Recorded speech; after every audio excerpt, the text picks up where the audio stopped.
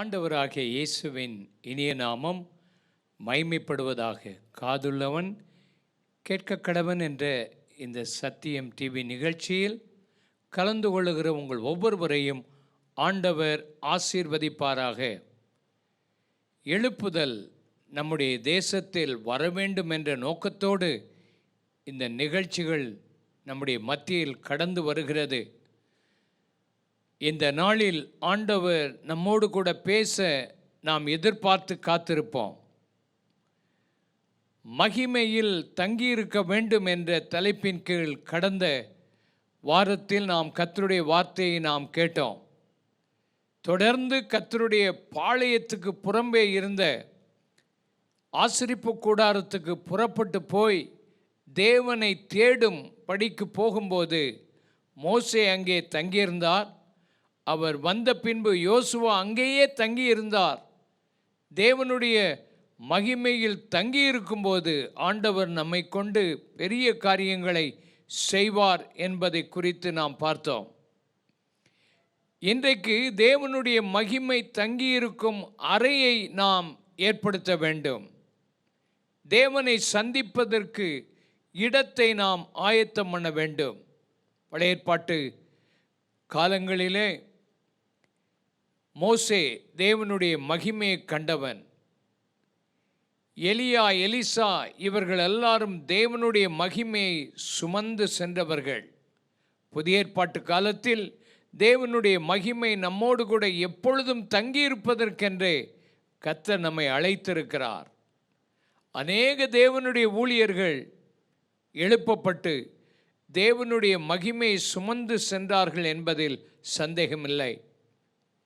இன்றைக்கு நாம் கர்த்தருடைய வசனத்தை பார்க்கும்போது 2 ராஜாக்களின் புஸ்தகம் 4ஆம் அதிகாரம் 10ஆம் வசனத்தை நாம் பார்ப்போம். நாம் மெத்தையில் ஒரு சிறிய அறையை கட்டி மேஜையையும் நாற்காலியையும் குத்து விளக்கையும் வைப்போம். அவர் நம்மிடத்தில் வரும்போது அங்கே வந்து தங்கலாம் என்றாள். எலிசா சூனேம் என்னும் ஊருக்கு போனபோது கனம் பொருந்திய ஒரு ஸ்திரீ எலிசாவை தன்னுடைய வீட்டுக்கு போஜனம் பண்ணும்படி அழைத்தாள்.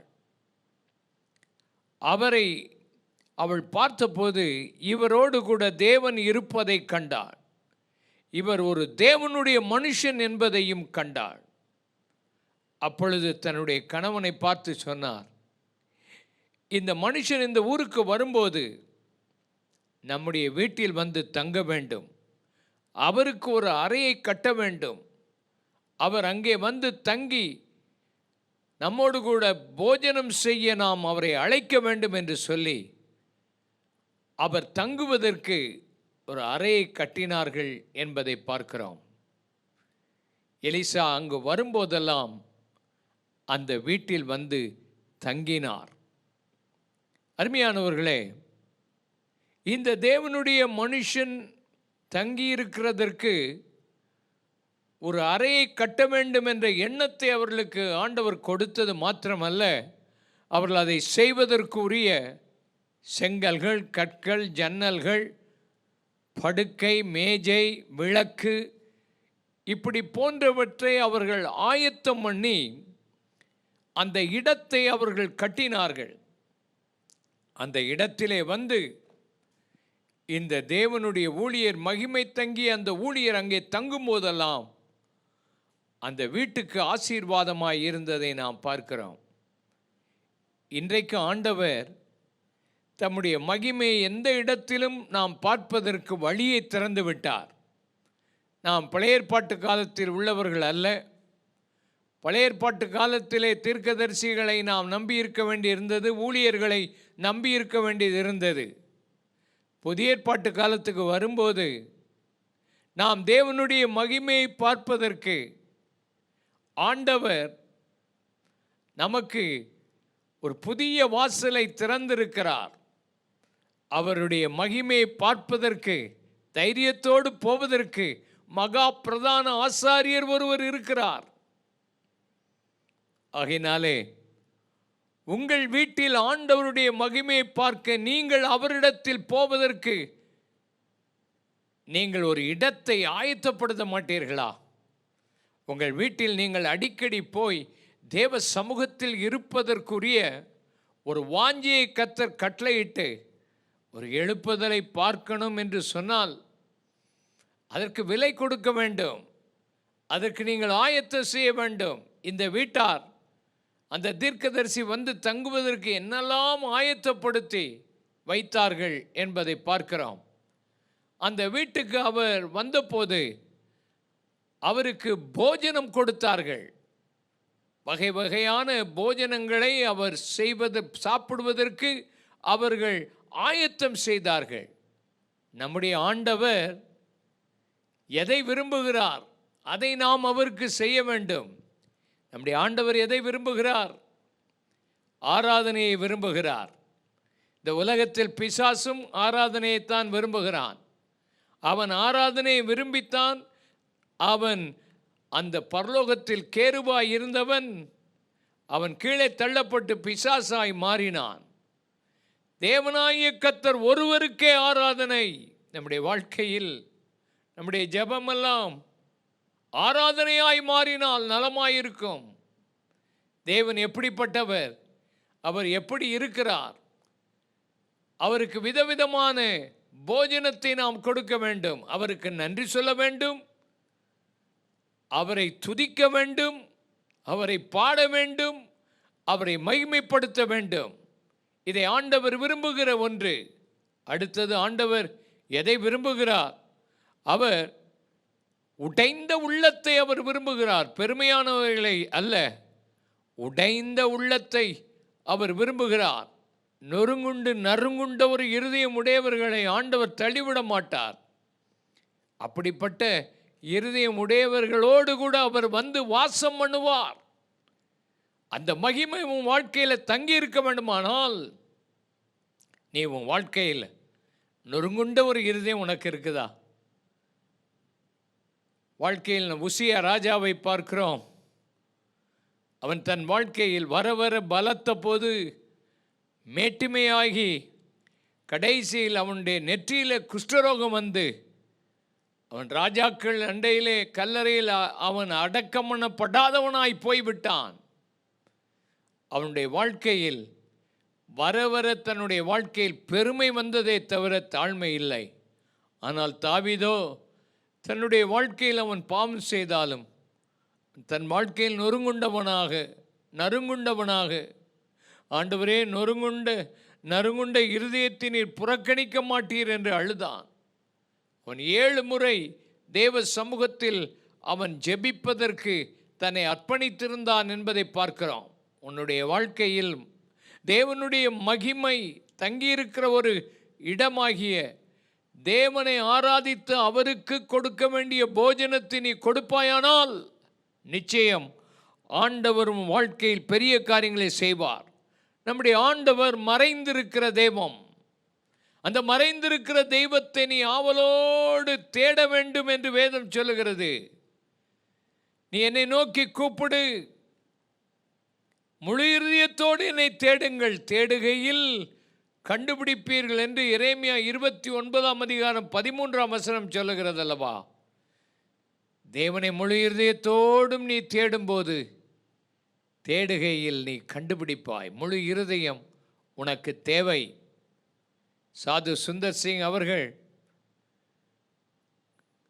எத்தனையோ தெய்வத்தை தேடி பார்த்தார்கள். சீக்கிய மதத்தை சேர்ந்தவர்கள் கடைசியில் ஒரு நாள் முழு இருதயத்தோடு ஆண்டவருடைய ஒரு தெய்வம் இருக்குமானால் இன்றைக்கு அவர் எனக்கு வெளிப்பட வேண்டும், இல்லாவிட்டால் நான் வாழ்வதை விட சாகிறது தான் நல்லது என்று சொல்லி லூதியானாவில் இருந்து வரும் ட்ரெயின் காலையில் தன் வீட்டு பக்கம் 5 மணிக்கு கடந்து போகும்.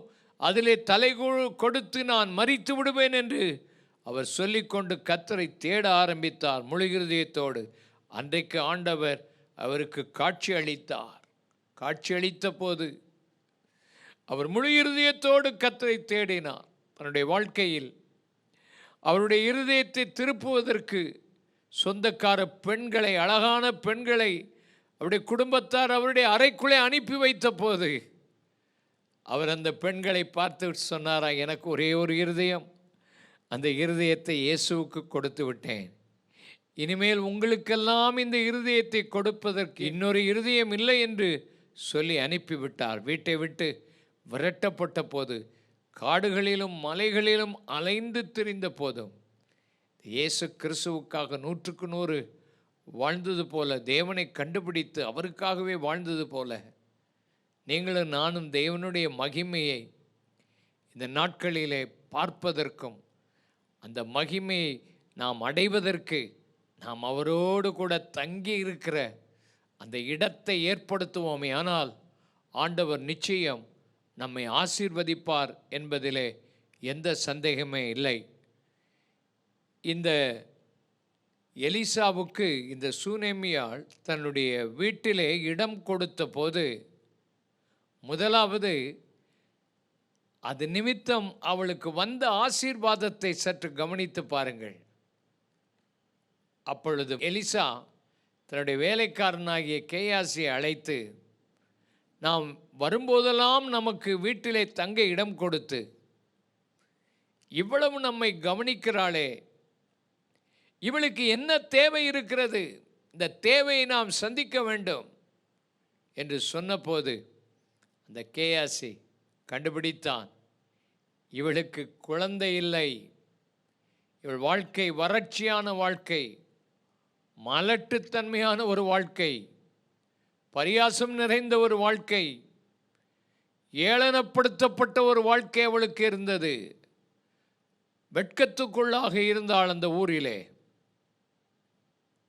அப்பொழுது அவளை அழைத்து அவளுக்கு அந்த தீர்க்கதரிசி சொன்னார், எனக்கு இவ்வளவு ஆசீர்வாதத்தை கொடுத்த உனக்கு ஆண்டவர் ஆசீர்வாதத்தை கொடுப்பார். உற்பத்தி திட்ட காலத்தில் நீ ஒரு குழந்தையை அணைத்து கொள்வாய் என்று சொல்லி அவளுக்கு ஒரு ஆண் குழந்தை பிறந்தது. உற்பத்தி திட்ட காலத்தில் தேவன் ஒரு ஊழியன் தங்கி இருக்கிறதற்கு ஒரு இடத்தை ஆயத்தம் பண்ணின அவளுக்கு அந்த நாட்களில் அவள் ஆசீர்வாதமானால், உன் வீட்டிலேயே தேவ சமூகத்தில் நீ தங்கி இருக்கும்போது இந்த உலகத்தின் மற்ற காரியங்களை யோசிப்பதையும் நினைப்பதையும் விட்டுவிட்டு தேவனோடு தங்கி இருக்கிற உனக்கு ஆண்டவர் ஒரு ஆசீர்வாதத்தை தருவார். இந்த நாட்களில் எழுப்புதல் என்றால் என்ன? தேவனுடைய மகிமை நம்மோடு கூட தங்கி இருப்பது தான். சபைகளில் தேவனுடைய மகிமையை ஜனங்கள் பார்க்க வேண்டும். தேவனுடைய ஆராதனையில் தேவன் மகிமைப்பட வேண்டும். உன் தேவைகள் தானாய் சந்திக்கப்படும் என்பதில் சந்தேகமில்லை. இரண்டாவதாக, அந்த வீட்டிலே அந்த பிள்ளை செத்து போன போது சூனேமியால் அந்த பிள்ளையை எடுத்து அந்த அறையிலேயே கொண்டு போட்டுவிட்டு எலிசாவை பார்ப்பதற்கு ஓடினாள். எலிசா வந்தார், அந்த பிள்ளையை உயிர்ப்பித்து கொடுத்தார். தேவனுடைய மகிமை தங்கியிருக்கிற இடத்தில் செத்தது உயிர்ப்பிக்கப்படும், செத்த சபைகள் உயிர்ப்பிக்கப்படும், செத்தவும் வாழ்க்கை ஊழியங்களை கர்த்தர் உயிர்ப்பிப்பார். தேவனுடைய மகிமை இந்த நாட்களிலே பயங்கரமாய் சூழ்நிலையின் மத்தியில் உன் வாழ்க்கையை ஆண்டவர் உயிர்ப்பிப்பதற்காக இந்த ராத்திரி உன்னோடு கூட பேசி கொண்டிருக்கிறார். செத்தவைகள் உயிர்ப்பிக்கப்படும் என்பதில் சந்தேகமில்லை. 2 ராஜாக்களின் புஸ்தகம் 8ஆம் அதிகாரம் 1ஆம் வசனத்தை நாம் வாசிப்போம். நான் உயிர்ப்பித்த பிள்ளையின் தாயாகிய ஸ்திரியை நோக்கி, நீ உன் வீட்டாரோடு கூட எழுந்து புறப்பட்டு போய் எங்கேயாயிலும் சஞ்சரி, கர்த்தர் பஞ்சத்தை வருவிப்பார், அது 7 வருஷம் இந்த தேசத்தில் இருக்கும் என்று சொல்லியிருந்தார். எலிசா இந்த சூனேமியாளை பார்த்து சொன்னார், இந்த தேசத்திலே கர்த்தர் பஞ்சத்தை கொண்டு வரப்போகிறார். ஆயினால் இந்த தேசத்தை விட்டு நீ எங்கேயாயிலும் வேறு ஒரு இடத்தில் போய் சஞ்சரி என்று பஞ்சம் வருவதற்கு முன்னமே இவளுடைய குடும்பம் பாதுகாக்கப்படுவதற்காக தீர்க்கதரிசி முன்னமே சில காரியங்கள் சம்பவிப்பதற்கு முன்னமே அவளுக்கு உதவியாக சொல்லியிருந்ததை நாம் பார்க்கிறோம். அவள் அந்த தேசத்தின் பஞ்சத்திலிருந்து தப்புவிக்க வேறொரு இடத்தில் போய் அவள் வாழ்ந்து விட்டாள். அவள் ஆசீர்வதிக்கப்பட்டவளாகவே இருந்தாள். தேவனுடைய மகிமை உனக்கு முன்னமே வரப்போகிற பயங்கரமான காரியங்களை அறிவித்து உன்னை ஆச்சரியமாய் உன் குடும்பத்தை வழி நடத்த தேவனுடைய மகிமை உன் வீட்டிலே தங்கி இருக்கும். அவள் திரும்ப வந்தபோது அவள் விட்டு போன சொத்துக்கள் எல்லாம் யாரோ எடுத்து கொண்டார்கள்.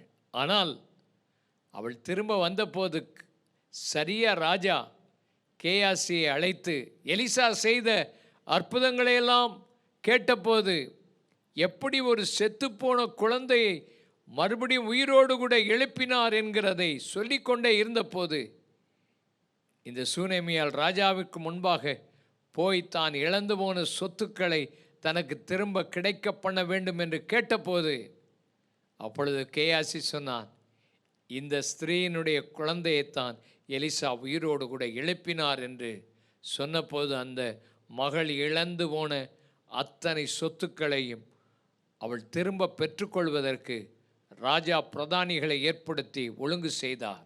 உன் வாழ்க்கையில் தேவனுடைய மகிமையை நீ வாழ்க்கையில் அனுபவிக்கும்போது, தேவ சமூகத்தில் இருக்கும்போது, நீ இழந்து போன எல்லாவற்றையும் நீ திருப்பிக் கொள்ள ஆண்டவர் உனக்கு உதவி செய்வார் என்பதில் சந்தேகமே இல்லை. இப்படிப்பட்ட ஆசீர்வாதங்களை எல்லாம் அவள் பெற்றுக்கொண்டாள் என்கிற சத்தியத்தை நாம் பார்க்கிறோம். தானியேல் தீர்க்கதரிசியின் புஸ்தகம் 3ஆம் அதிகாரம்.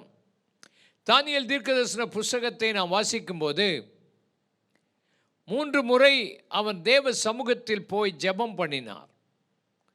அந்த ஜெபத்துக்கு தடை வந்த போதிலும் அவர் விடவே இல்லை.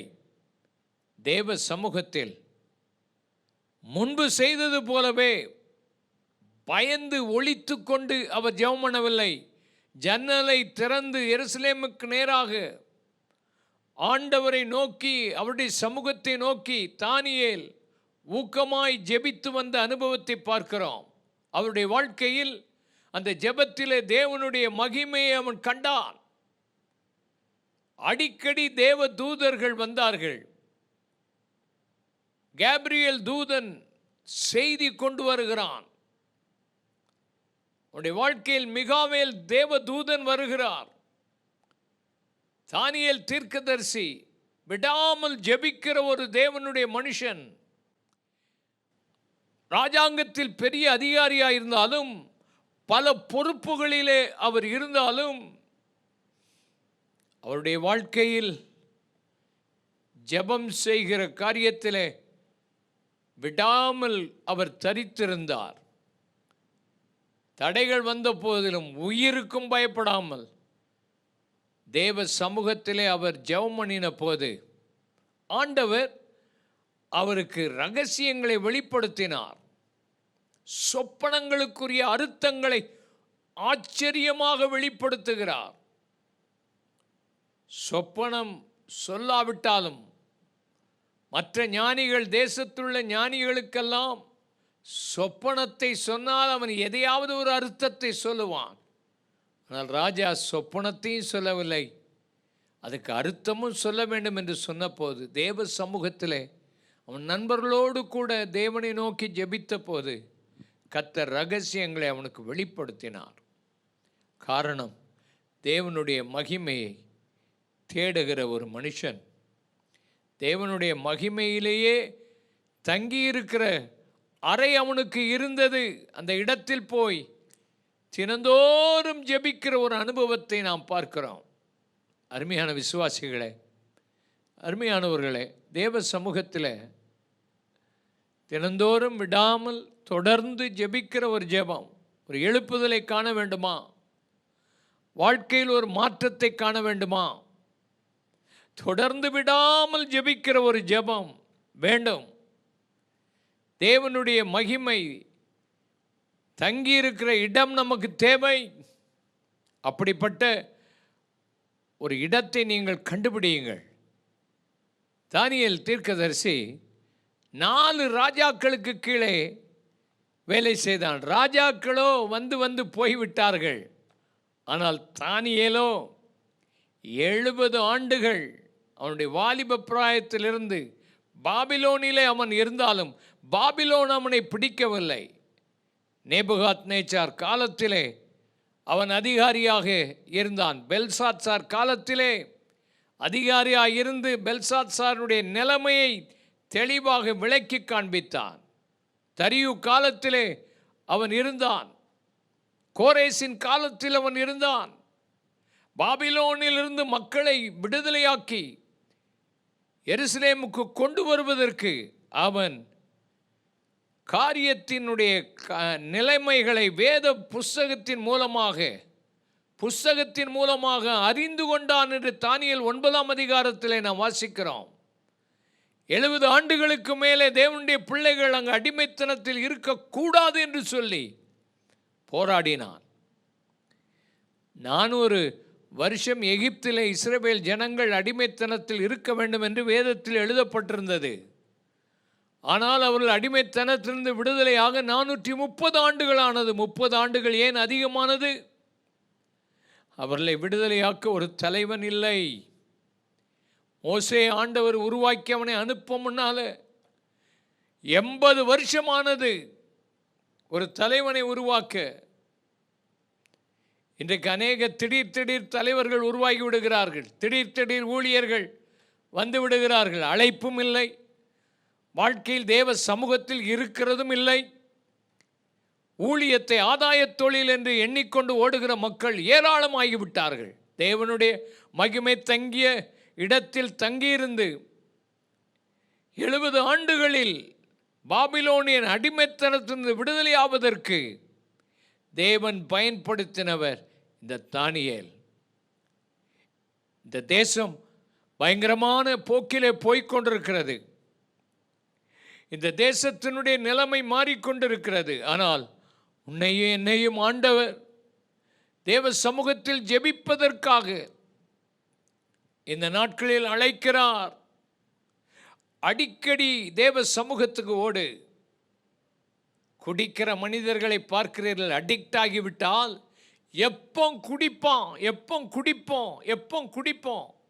போதைப் பொருளுக்கு அடிமையானவன் எப்பொழுது அந்த போதைப் பொருளை திரும்ப சாப்பிடுவோம் என்று அவன் எண்ணமெல்லாம் அதற்குள்ளதான் இருக்குது. ஏதாவது ஒரு சினிமாவுக்கு அடிமைத்தனத்துக்குள்ளே போயிட்டான், ஒரு கதையை பார்க்க சீரியலை பார்க்குற அடிமைத்தனம் வந்துட்டுனா எப்போ வரும் என்று காத்து அதையே பார்ப்பதற்கு எண்ணிக்கொண்டிருப்பான்.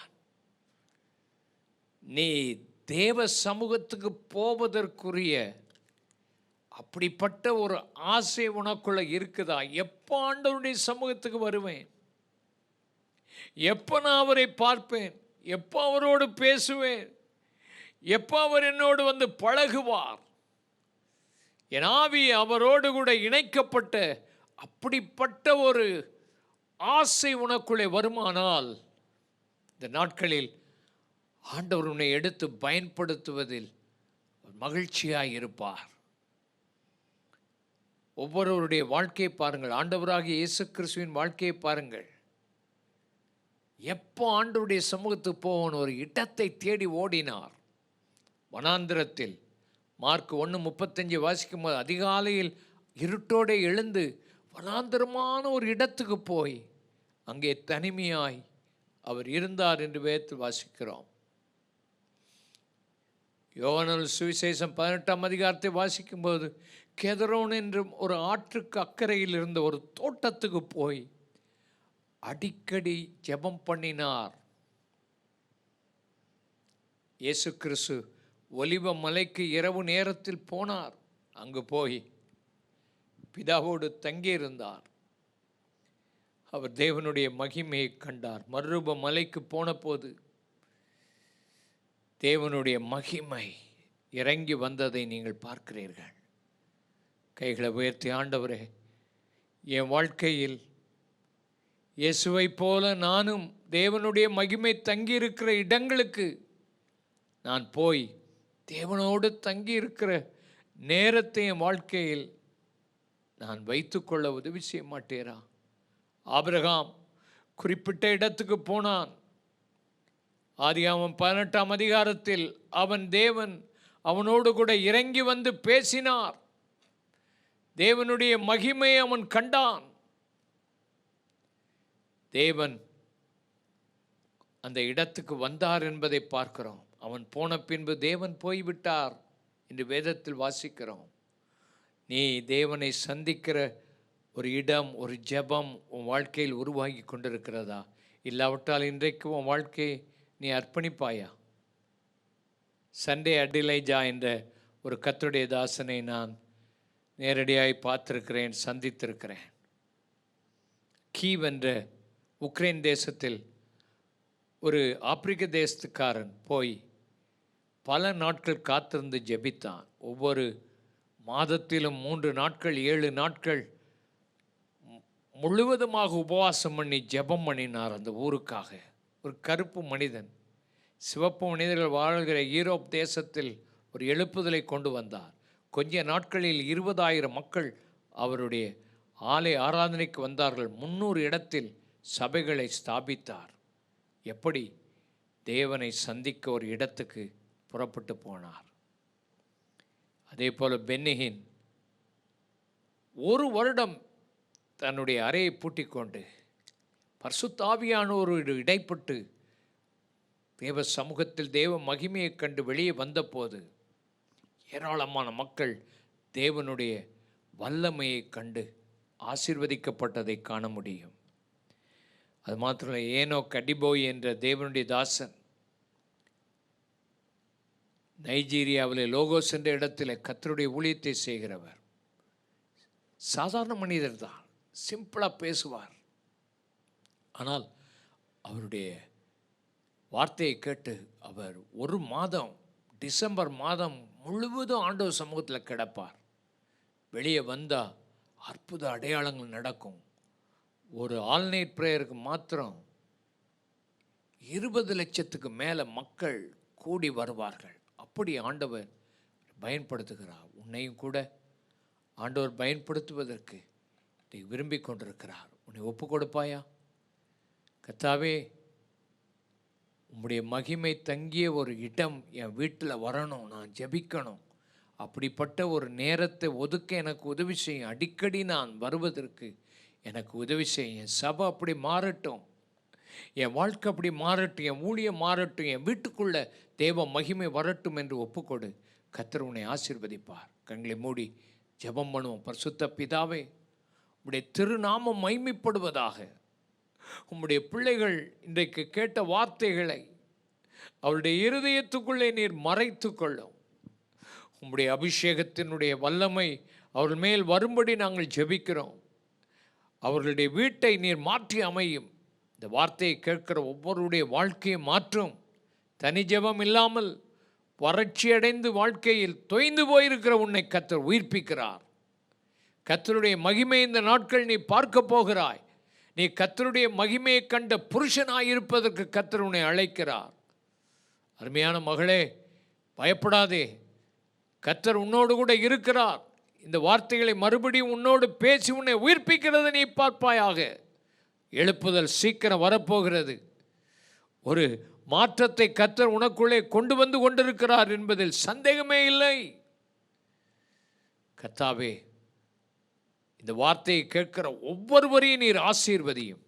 உடைய நாமத்தை நீர் மகிமைப்படுத்தும். தொடர்ந்து காத்துக்கொள்ளும். தேவ கிருபை கூட இருப்பதாக. இயேசுவின் இனிய நாமத்தில் ஜெபிக்கிறோம் அருமை பிதாவே. ஆமேன், ஆமேன். கர்த்தர் உங்களை ஆசீர்வதிப்பாராக.